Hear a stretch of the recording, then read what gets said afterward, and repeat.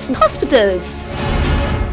Sarans hospital அப்படினாவே diet கொடுத்துருவாங்க. ஆனால் ஏன் டயட் கொடுக்குறோம் அப்படிங்கிறது ரொம்ப ரொம்ப முக்கியம். காலையில் இருந்த இட்லி தோசை, மத்தியானம் சோறு, நைட்டு மறுபடியும் சோறு, இல்லைன்னா இட்லி தோசை. இது என்னங்க சத்து இருக்குது? அப்போ நான் உங்களை சத்தான வழிக்கு கூட்டிகிட்டு போகிறேங்கிறது ஃபஸ்ட்டு பிலீவ் பண்ணுங்க. ஒபிசிட்டி இருக்கிறவங்க கார்போஹைட்ரேட் குறைக்காம, உணவில் ஸ்வீட்ஸை கட் பண்ணாமல் உங்களால் ஒபிசிட்டியை குறைக்கவே முடியாது. நீங்கள் எந்த மாதிரியான ட்ரீட்மெண்ட் எடுக்கலாம், ப்ரோட்டீன் ட்ரிங்க் எடுக்கலாம், போய் தெரப்பி பண்ணலாம், ஹீட் தெரப்பி பண்ணலாம், அது இது பண்ணலாம். ஆனால் விட்டால் மறுபடியும் வரும். பத்தியம் அப்படிங்கிறது ஒன்று பெரியெல்லாம் கிடையாது. மேக்ஸிமம் என்ன சொல்ல, புளிப்பு சாப்பிடாதீங்க, புளிப்பு சுவையை அவாய்ட் பண்ணிக்கோங்க. கொஞ்சம் பாவக்காய் அதிகமாக சாப்பிடாதீங்க, அகத்திக்கீரை தொடாதீங்க, காஃபி சம்டைம்ஸ். குழந்தைகள்லேருந்து எல்லாத்துக்குமே டயட்டிங் மெத்தட் இருக்குது. ஸோ டயட் என்னன்னு தெரிஞ்சுக்கோங்க. அவசரப்பட்டு ஐயோ என்னால் இது முடியல அப்படின்னு முடியாது, பண்ணாதீங்க. கொஞ்சம் ட்ரை பண்ணுங்கள். ஏன்னா நோயோட தன்மை சீக்கிரமாக குறையணும்னா டயட்டுங்கிறது முக்கியம்.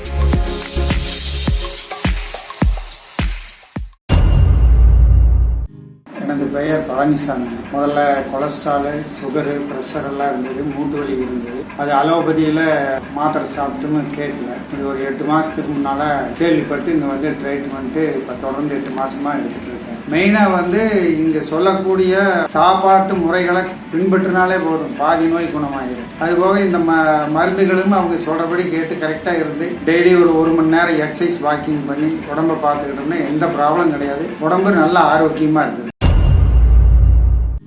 வணக்கம் நண்பர்களே, உங்களை சந்திப்பதில் மகிழ்ச்சி. சாரன்ஸ் ஹாஸ்பிட்டல் அப்படின்னாவே டயட் கொடுத்துருவாங்க அப்படிங்கிற ஒரு பெரிய எல்லாத்துக்குமே இருக்குது. ஆனால் ஏன் டயட் கொடுக்குறோம் அப்படிங்கிறது ரொம்ப ரொம்ப முக்கியம். நம்ம மக்களுடைய பெரிய ஒரு மைனஸ் அப்படிங்கிறது சோறு சாப்பிட்றது. காலையில் இருந்த இட்லி தோசை, மத்தியானம் சோறு, நைட்டு மறுபடியும் சோறு, இல்லைன்னா இட்லி தோசை. இது என்னங்க சத்து இருக்குது? அப்போ நான் உங்களை சத்தான வழிக்கு கூட்டிகிட்டு போகிறேங்கிறது ஃபஸ்ட்டு பிலீவ் பண்ணுங்கள். சரிங்களா? முக்கியமான விஷயம். அதே மாதிரி உங்களுடைய பிளட் டெஸ்ட் எடுத்து பார்த்துட்டு, இல்லை உங்களோட நாடியை பார்த்துட்டு, இல்லை உங்களோட ஃபிசிக்கை பார்த்துட்டு சில முடிவுகளை டாக்டர் எடுப்பாங்க. இந்த சத்தான விஷயங்கள் உங்களுக்கு தேவை. ஒரு ஆளை பார்த்தாவே விட்டமின் D3 குறைஞ்சிருக்கா, கால்சியம் குறைஞ்சிருக்கா, ஹீமோகுளோபின் கம்மியாக இருக்கா, இவங்களுக்கு மசில் கான்ட்ராக்ஷன் இருக்கா, அது மசில் கோஆர்டினேஷன் கம்மியாக இருக்குதா, இது எல்லாமே சொல்ல முடியும். ஒரு டாக்டர்னால தாராளமாக இதில் சொல்ல முடியும். ஸோ அதை வச்சு சில உணவு முறைகளை உங்களுக்கு சொல்லிக் கொடுப்பாங்க. இது ரொம்ப முக்கியமான விஷயம். நான் அடிக்கடி சொல்லக்கூடிய விஷயம், 40 வயசுக்கு மேலே ப்ரோட்டீன் அதிகமாக சேர்த்துக்கங்க, கார்போஹைட்ரேட் குறைச்சிக்கோங்க, வெள்ளை சீனி சாப்பிடாதீங்க, டெஃப்லான் கோட்டட் யூஸ் பண்ணாதீங்க, அலுமினியம் வெசல்ஸ் யூஸ் பண்ணாதீங்க, இந்த மாதிரி பல விஷயங்கள், ரீஃபைண்ட் ஆயில் யூஸ் பண்ணாதீங்க, அயோடைஸ்டு சால்ட் யூஸ் பண்ணி, இதெல்லாம் நல்லதுங்க. இதெல்லாம் ஈஸியாக ஃபாலோ பண்ணிக்கோங்க. 2-3 மெத்தட் தான் சொல்கிறது. வெயிட் இன்க்ரீஸிங்க்குன்னு சில விஷயங்கள் சொல்லிக் கொடுப்பாங்க. ஒரு கேட்டகரி ஆஃப் டயட் மெத்தட் அதை ஃபாலோ பண்ணிக்கோங்க. இப்போ நம்ம அதே மாதிரி வெயிட் ரிடக்ஷன்னாலுமே காலையிலேருந்து மத்தியானம் வரைக்கும் நல்லா ப்ரோட்டீன் ரிச்சாக, ஃபேட் அதிகமாக சாப்பிட நிறைய பேர் குழப்புவாங்க. மறுபடியும் இதே இடத்துல சொல்கிறேன், 1 மாதம் யார்கிட்டையும் ஒப்பீனியன் கேட்காதீங்க. 1 மாதம் நீங்கள் இந்த மருந்து எடுத்தீங்க, இந்த உணவு எடுத்தீங்கன்னா கண்டிப்பாக நீங்கள் இந்த இதை விட மாட்டீங்க. ஒரு 3 நாள் கஷ்டமாக இருக்கும். இல்லைங்க என்னால் சோறு சாப்பிடாம இருக்கவே முடியாதுன்னு சொன்னீங்கன்னா, ஒரு நேரம் கைக்குத்தல் அரிசி கொஞ்சமாக சாப்பிடுங்க. ஒரு நேரம் கார்ப் எடுத்துக்க பழகுங்க. 40 வயசுக்கு மேலே இருக்கிறவங்க இது ஒரு பழக்கமாக பழகுங்க. அதேமாதிரி ஒபிசிட்டி இருக்கிறவங்க கார்போஹைட்ரேட் குறைக்காமல், உணவில் ஸ்வீட்ஸை கட் பண்ணாமல் உங்களால் ஒபிசிட்டியை குறைக்கவே முடியாது. நீங்கள் எந்த மாதிரியான ட்ரீட்மெண்ட் எடுக்கலாம், ப்ரோட்டீன் ட்ரிங்க் எடுக்கலாம், போய் தெரப்பி பண்ணலாம், ஹீட் தெரப்பி பண்ணலாம், அது இது பண்ணலாம். ஆனால் விட்டால் மறுபடியும் வரும். இதை நீங்கள் புரிஞ்சுக்கணும். சைட் எஃபெக்ட்ஸ் இருக்கும். ஜிம்முக்கு போகலாம், வாக்கிங் போகலாம், இறக்குவீங்க, ஆனால் ஏறிடும். ஆனால் இது சரியான மெத்தட். ஒரு உடம்பை வெயிட்டை இறக்குறது தான் கஷ்டம், ஆனால் அதுலேயே சஸ்டெயின் பண்ணுறது ஈஸி. ஸோ வெயிட்டை இறக்குறதுக்கு இங்கே அருமையான மெத்தட் உணவு தான். ஆனால் ஏன் மருந்து கொடுக்குறோம் அப்படின்னா, உங்கள் உடம்புல சாக்கிங் இருக்கக்கூடாது, ரிங்கிள்ஸ் வரக்கூடாது, ஹீமோகுளோபின் அயன் கால்சியம் டெஃபிஷியன்சி வரக்கூடாது, டயர்டு வரக்கூடாது. இதெல்லாம் வெயிட் இறக்குனதுக்கப்புறம் மறுபடியும் வெயிட் ஏறக்கூடாது. இதுக்கான கரெக்டான மெத்தட், ஒரு முழுசான மருத்துவத்தை அடையுங்கள். அது ரொம்ப முக்கியமான விஷயம். அதனால் ஒரு உணவு சொல்லித்தரேன்னா, ஒரு சமயம் உங்களுக்கு பிடிக்கலையா, அடுத்த ஆப்ஷன் இருக்குது. ஒரு சமயம் அது பிடிக்கல, அடுத்த ஆப்ஷன் இருக்குது.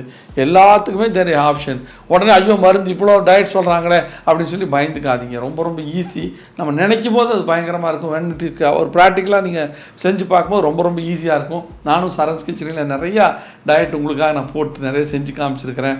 ஈவன் சத்யம் டிவிலெலாம் வருது. இதெல்லாம் பாருங்கள். நிறையா விஷயம் அதுக்கு சப்ஸ்கிரைப் பண்ணுங்கள். கண்டிப்பாக உங்களுக்கு நிறைய அப்டேஷன்ஸ் வரும். சரன்ஸ் கிச்சனி அதில் நீங்கள் சப்ஸ்கிரைப் பண்ணுங்கள். நல்ல விஷயங்களை சொல்லித்தரோம்.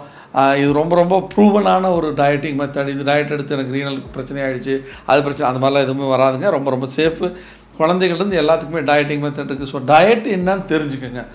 அவசரப்பட்டு ஐயோ என்னால் இது முடியல அப்படின்னு முடியாது, பண்ணாதீங்க. கொஞ்சம் ட்ரை பண்ணுங்கள். ஏன்னா நோயோட தன்மை சீக்கிரமாக குறையணும்னா டயட்டுங்கிறது முக்கியம். இல்லை நான் நோய்க்கு எந்த டயட் எடுக்க மாட்டேன், எந்த எக்ஸசைஸ் பண்ண மாட்டேன்னு அதுக்கான மருந்துகள் வேறு அது தரோம். அது வேறு விஷயம். பட் என்றைக்குமே மாடரேட்டாக போய் நல்ல எக்ஸசைஸ் பண்ணி நல்ல உணவுகள் எடுத்து நல்ல பாசிட்டிவ் மைண்டோடு இருந்தீங்கன்னா நோய் ஈஸியாக குணமாகும். ஸோ அதனால் நீங்கள் எந்த டயட் உங்களுக்கு நான் கொடுத்தாலும் அந்த டயட்டை ஃபாலோ பண்ணுங்கள். முடியலன்னா டாக்டர்ஸ்ட்டு கேளுங்க, அடுத்த ஆப்ஷன் கொடுப்பாங்க. ஏதாவது சந்தேகம்னா கீழே எமர்ஜென்சி நம்பருக்கு அது கால் பண்ணுங்கள், உடனே டாக்டர்ஸ் உங்களுக்கு கான்டாக்ட் பண்ணுவாங்க. So be positive. இப்போ டயட்டுங்கிறது ரொம்ப ரொம்ப ஈஸியான மெத்தட். அதே மாதிரி நம்ம நாட்டுக்கு இப்போ நம்ம பயோஃபிட்னே சொல்கிறோம், அதில் நான்வெஜ் சொல்கிறோம், வெஜிடேரியன் சொல்கிறோம், ப்ரோட்டீன் அதிகமாக இருக்கிற விஷயங்களை தான் அதிகமாக சொல்கிறோம்.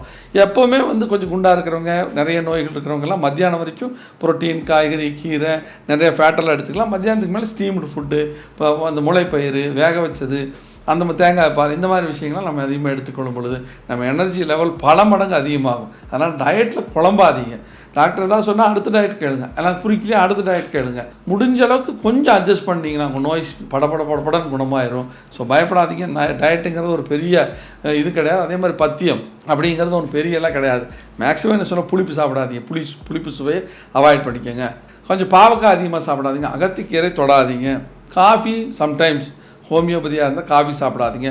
சில நேரத்தில் ஹை பொட்டன்சி எடுக்கும்போது மீன் மட்டும் எடுக்காதீங்க, மற்ற எல்லாமே எடுக்கலாங்க. மட்டன், சிக்கன், நீங்கள் எங்களை விட ஈஸியாக உங்களுக்கு டயட் கொடுக்குறவங்க யாருமே கிடையாது. சித்தா ஆயுர்வேதானாவே முதல்ல நான்வெஜ் கட் பண்ணிடுறோம். ஆனால் நாங்கள் நான்வெஜ் கொடுக்குறோம். என்னங்க ஃபேட் எடுக்க சொல்கிறீங்க, எனக்கு ஃபேட் எடுத்துன்னா பயங்கரமாக என்னமோ கொலஸ்ட்ரால் ஆயிராதா? அப்படி அதெல்லாம் போயிங்க. இது பயப்படாதீங்க. நீங்கள் பிளட் டெஸ்ட் எடுங்க. 3 மாதம் நம்ம டயட் எடுத்துகிட்டு மறுபடியும் பிளட் டெஸ்ட் எடுங்க, உங்கள் கொலஸ்ட்ரால் குறைஞ்சிருக்கும், ட்ரைக்ளிசரைடு குறைஞ்சிருக்கும், எல்டிஎல் குறைஞ்சிருக்கும், ஹெச்டிஎல் ரைஸ் ஆகிருக்கும். இதுதான் மெத்தட். அதனால் இதை புரிஞ்சுக்கோங்க. கொலஸ்ட்ரால் எப்போவுமே கார்போஹைட்ரேட்டை ஃபயர் ஆகும்போது தான் உங்களுக்கு கொலஸ்ட்ரால் அதிகமாகும். அதை நம்ம குறைச்சிட்றோம். ஸோ பயப்படவே வேண்டாம். அதே மாதிரி கிட்னி ஃபங்க்ஷன் நல்லா இருந்தால் தான் இந்த மாதிரி சில டயட் எப்படி கொடுப்போம். இது இல்லைன்னா அதுக்கான வேறு டயட் வேறு. ஸோ ஒவ்வொன்றுக்கும் அந்த பிளட் டெஸ்ட் பார்த்து, உடலோட அமைப்பு பார்த்து, நோயோட தன்மை அப்படி தான் பிளட் இது கொடுப்போம். சில நேரங்களில் காமனாக சில டயட்டை நம்ம கொடுக்கும் பொழுது கண்டிப்பாக அது ரொம்ப யூஸ்ஃபுல்லானது ஒரு விஷயமா இருக்குது. ஸோ டயட்டில் ஒன்றும் குழம்பாதீங்க. எந்த டவுட்டுனாலும் இப்போ நம்ம மருத்துவர்கிட்ட கேளுங்க. கண்டிப்பாக அது உங்களுக்கு மிகப்பெரிய ஒரு நன்மையாக இருக்கும். நன்றி, வணக்கம்.